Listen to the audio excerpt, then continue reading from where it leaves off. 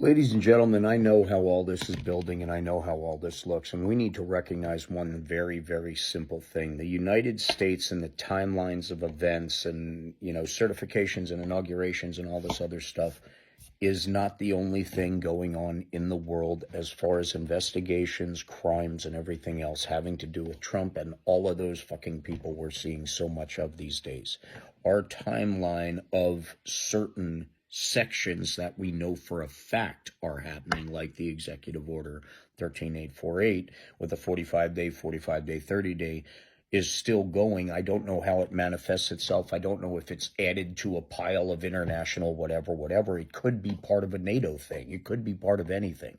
NATO has its own thing. All of these different countries that Musk and Trump and everyone else and Putineska and all of those people are involved in, and all the elections that they fucked with. Musk donated $2 billion to, I think Assad or something like that. And he's involved everywhere.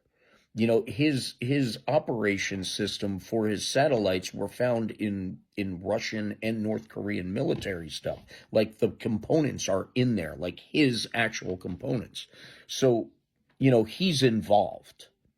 We don't know how much, because we can't rely on mainstream media to give us the information we need to actually find out how much everyone's involved all over the world, which is why they're so afraid of things like TikTok and us, which is why people like me and people like other creators that are speaking out against the bullshit are such targets, which is why at different times in volatility, our threats go up and our lives get taken down and videos are challenged more. We know what's going on with Facebook and TikTok. I called it in the video that it was set up this way on purpose for those people sitting on the stage, and those people that we've seen with DJT have business things set up way in advance. They put their money into it and everything to make it happen. That's how he treats the adversaries worldwide as well.